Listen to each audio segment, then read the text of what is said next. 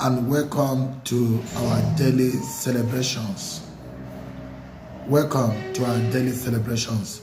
Today we are celebrating International Day for Countering Hate Speech. International Day for Countering Hate Speech.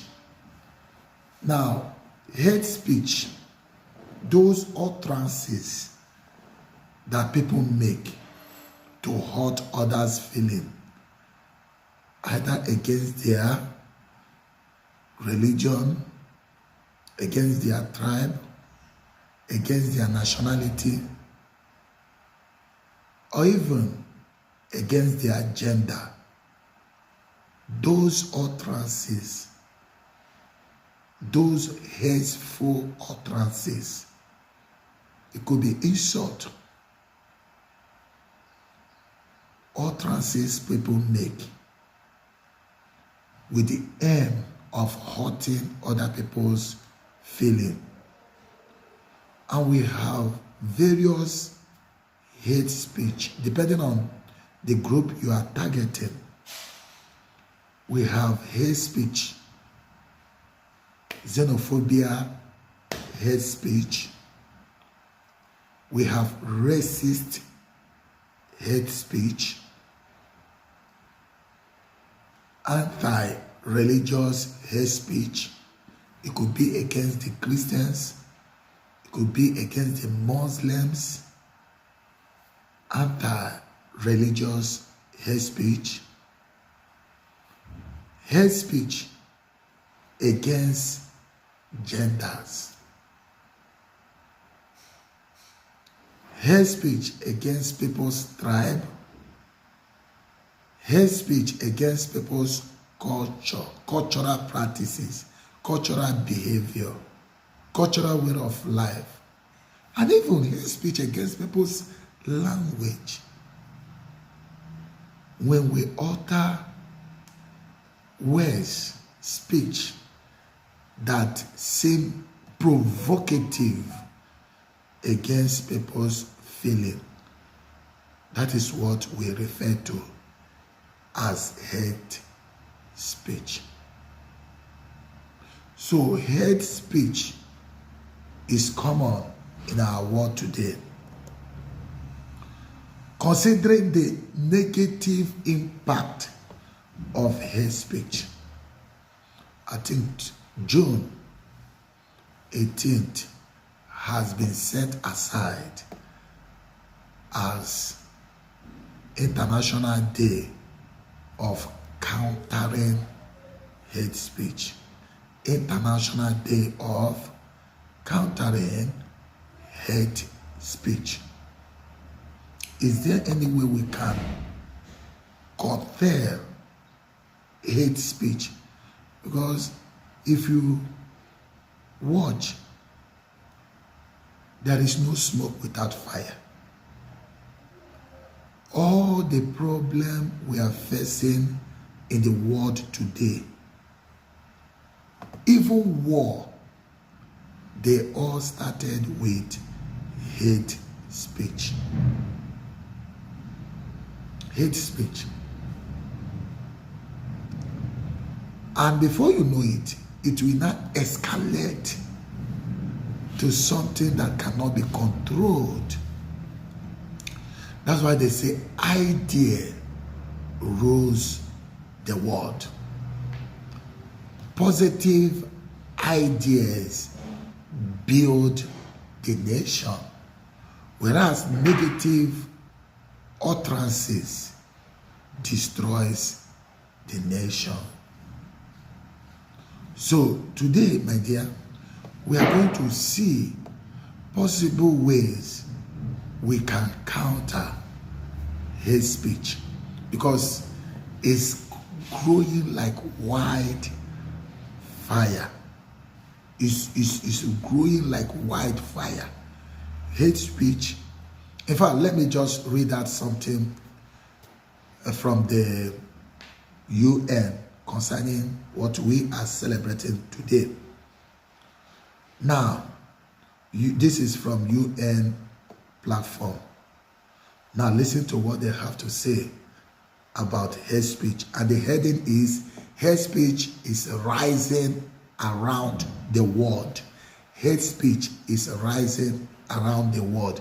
That is the heading. Now listen to what they have to say. Hate speech incites violence and intolerance. Hate speech incites violence and intolerance.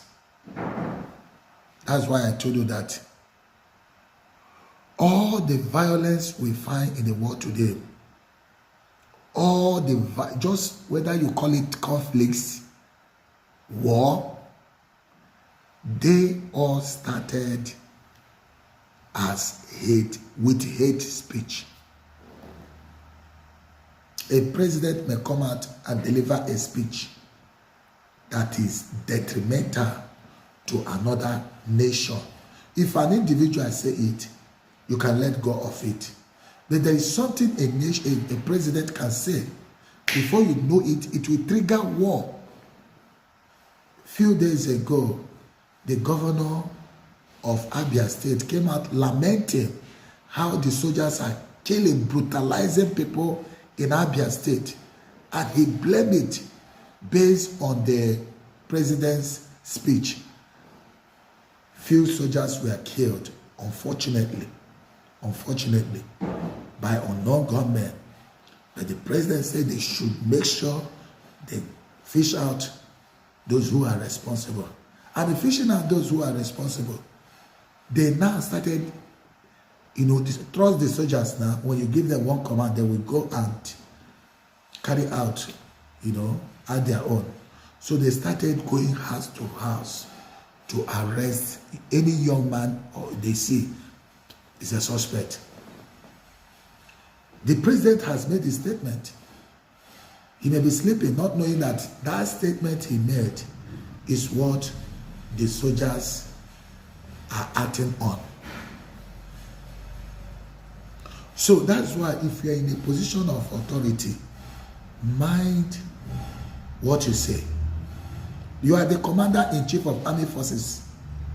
You may not even know when you may be indicting the soldiers, because whatever you say, they will carry it out as an order. So hate speech incites violence and intolerance, according to United Nations. The devastating effects of hate speech is sadly nothing new. However, its scale and impact are now amplified by new communication technologies. Of course, the social media is not even helping matters. The social media, you see, it has become the vehicle through which people propagate hate speech. Content creators, they are passionate about this. They go at any length, inciting through, people are desperate. They want to create content at all costs.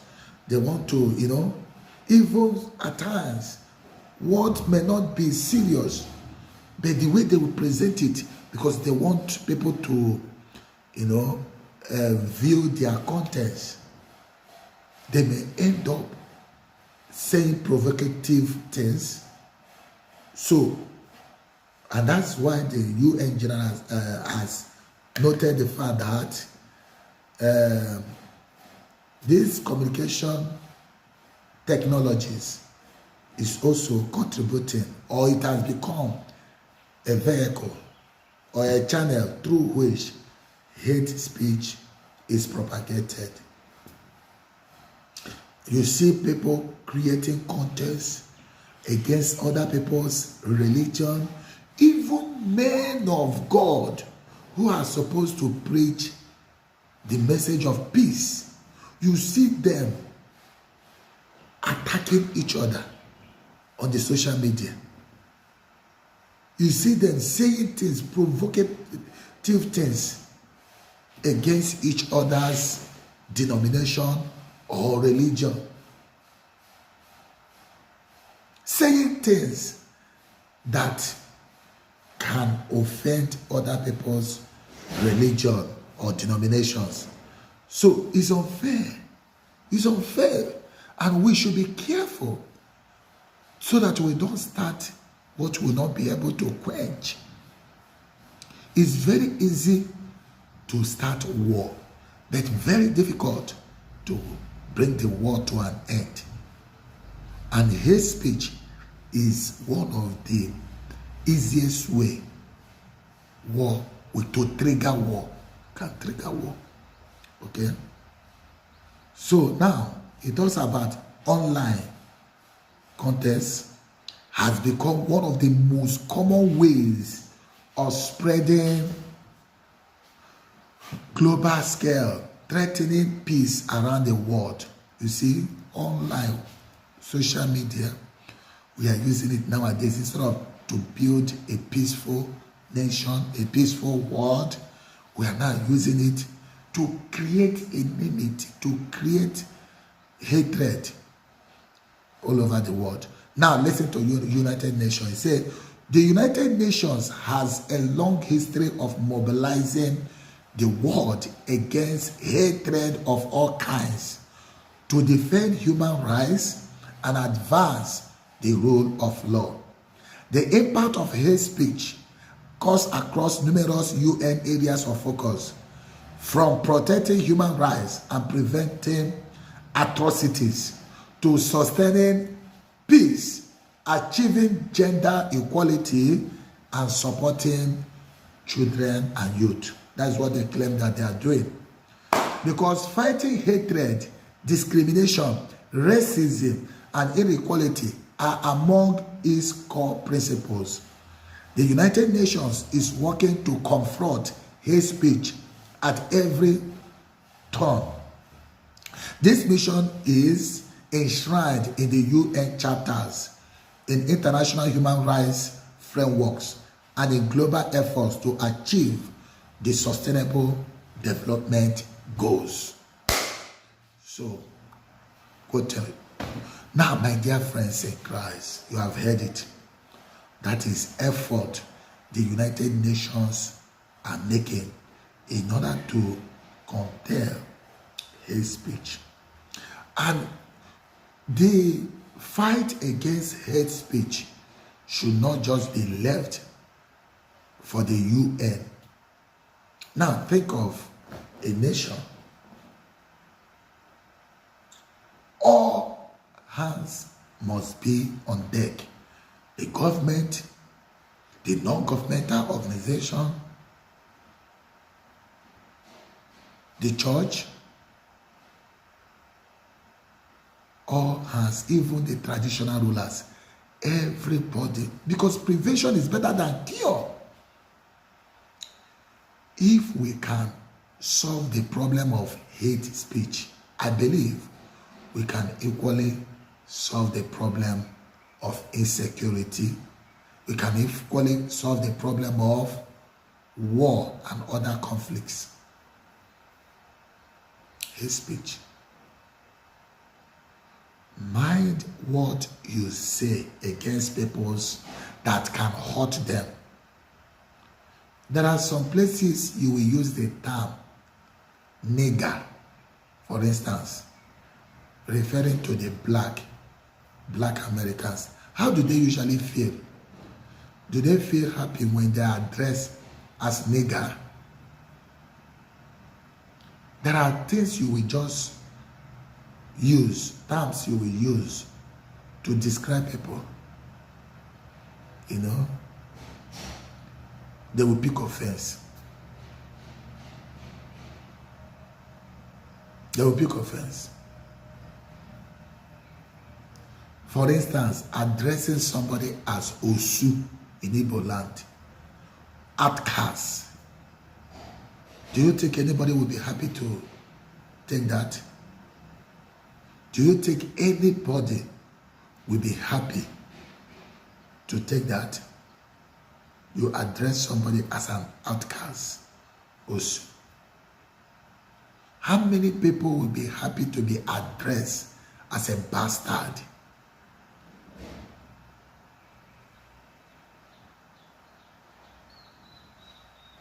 How many people? How much more addressing people based on their limitations? After all, you are only a woman. Women, all these feminists, they will not take it light with you. Even to treat them, if they sense that you are trying to discriminate against them, they will not take it from you. So hate speech, there are things we should be careful that can hurt other people's injury, or that can, hurt people's feeling. Avoid it. And the Muslims, they don't take any nonsense from anybody. You dare not insult their Allah, their Quran. I think it's Christians, anything goes. People can publicly burn the Christian Bible. You are hurting their, you know what that means? Do you know what that means? What people believe. Because when people's belief is tied to their life, you dare not come and insult. And you will see people saying it, that Bible is ordinary literature. How do you feel? You as a Christian, hearing these young people that are saying that the Bible is ordinary history book, the Bible is ordinary. Look at those who publish in China, they are not reading the Bible. How do you feel when you hear things like this? Insightful words like this, how do you feel? And the one that hurt me as a person, even me as a person, was the one the former governor of Edo State said concerning Jesus Christ, that Jesus Christ cannot enrich anybody. Instead of him to, and these are the things, when a leader comes out to say things like this, you start wondering, do they even know the implication? Can you say that of Muslims? Can you say that of Muhammad? That you have never seen any place where Jesus Christ enriched anybody? Because he was trying to address some of the abuses, men of God. Anytime you invite a politician to your occasion, then it has become an avenue to raise fund. Okay? They will now invite you to come and complete their uncompleted building. Yes, we know that there are abuses, but to make such a general statement, which is not even true. People like, I felt hurt. That statement is just so direct. It's an attack against Christianity. It's an attack against even truth. Because that is not true. It's not true. We know so many people Jesus has enriched. I'm one of them. I'm one of those whom Jesus Christ has enriched. So coming out publicly to say Jesus Christ cannot make anybody rich. Those are hate speech. And we are saying no to hate speech. Don't attack people's belief. You attack, you are, in fact, people are ready to die defending what they believe. That is how we have matter. That is how we have, Muslims who are, what do you call them? There are some Muslims, jihad, people who are ready to die for what they believe. And you dare not insult their religion and get away with it. We have martyrs in the Christendom. Martyrs. These are people who defended the truth at the cost of their lives. And we have jihadians, Muslims who ready to fight in order to defend their faith. So what are you talking about? So when you are making a statement, be careful. Look at a lady that was burnt to ashes. just because she said something against Mohammed. They burnt her to ashes. So hate speech, when we say don't avoid hate speech, you should also avoid hate action. Because there is no smoke without fire. There is no smoke without fire. You cannot be beating people and you tell them not to cry out. So, in as much as we preach against hate speech, in as much as we try to counter hate speech, more so we should also fight against hate action. Hate action. The government is, look at what is happening. Look at the kind of injustice that we find in our country. You know, a system where the lawmakers pay themselves huge amount of money. That is hate action. Allot themselves. Look at 140 million for a vehicle, each of them. Calculate how many senators we have, how many House of Representatives we have, and each of them, they just, after they got that money from fuel subsidy, they were just extravagantly sharing it among themselves. That is hate action. And you expect the citizens to keep quiet. Now that we are discussing civil servants, and you are now trying to give them peanut, 62,000, which is not, just divide 140 million with 62,000 and see how many people that we pay. Just one senator going home with, and then they are the same lawmakers, and you expect people to keep quiet.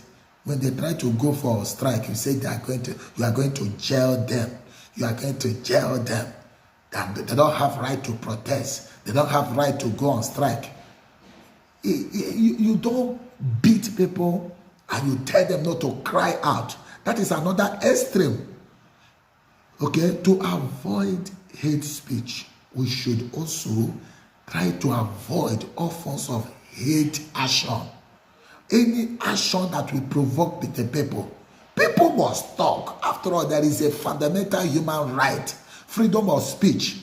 You don't expect people to die in silence. Whoever speaks, you will now get the person arrested.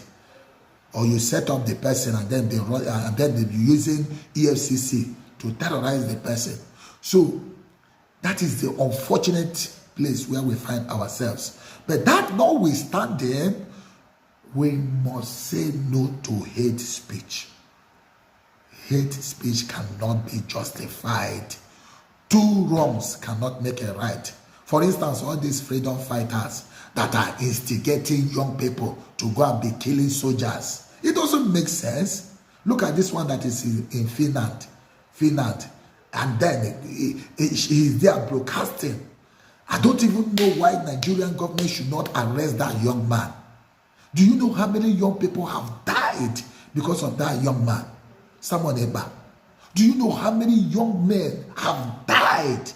That is a typical example of what hate speech is all about. You are living abroad. Instead of you to come down and fight as a warrior, you are the comfort of other people's nation, and then you are throwing bomb, instigating young people to go and be dragging gun with the soldiers who are trained to kill, and they are killing them in numbers. They are killing them in hundreds.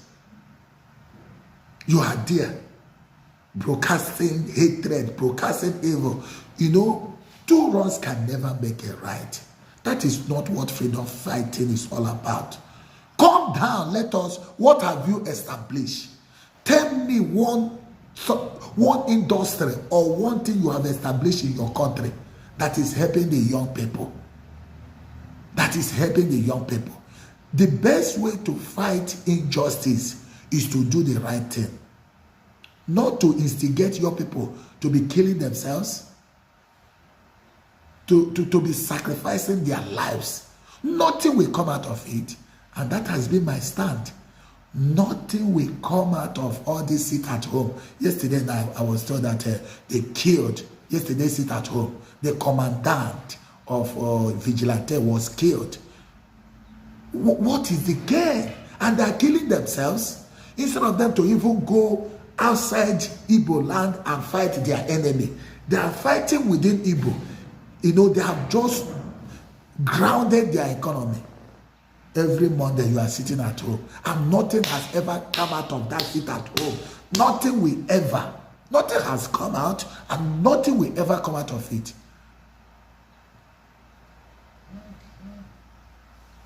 And they don't want to acknowledge Jesus Christ, the only one that can grant them freedom. They thought that they can do it alone. Jesus said, apart from me, you can do nothing. You are fighting for freedom, and they know that Jesus Christ will not support them. All this violence, that is the last thing Jesus Christ will support. He is a non-violent leader. Jesus conquered the world without shedding any blood. Look at what he taught his disciples today. Matthew chapter 5, verse 43. You have heard in the past that you should hate your enemy and love your friends. But I said to you, love your enemies. Pray for those who persecute you. Love your enemy. That is what Jesus Christ taught. And that is what he lived for. That is what he practiced. On the cross, he prayed for those who crucified him. Father, forgive them, for they do not know what they are doing. He prayed for his executioners. And today, Jesus has conquered the whole world. This Jesus we are hearing all over the world today did not kill anybody. He conquered the world without shedding blood. Instead, he shed his own blood. How many freedom fighters are ready to shed their blood? How many freedom fighters? They are just wasting life of young people, instigating young people unnecessarily. How many freedom fighters are ready to shed their blood for the cause they are fighting for? You are outside broadcasting evil, broadcasting hatred, broadcasting violence. Okay? Calm down. We are all Nigerians. We are the one to rectify the error of our nation. Nobody will do it for us. You are calling on UN to grant you republic. You have not even gotten economic republic. You are looking for political republic. Okay? You have not even gotten yourself united. You are not united. Okay? Look at what happened last time when a bishop was made from Igbo. An Igbo bishop was posted to a place. You know the place I'm talking about. He was rejected. Igbos rejected their own son. Today now, he has become a cardinal. The stone rejected by the builders.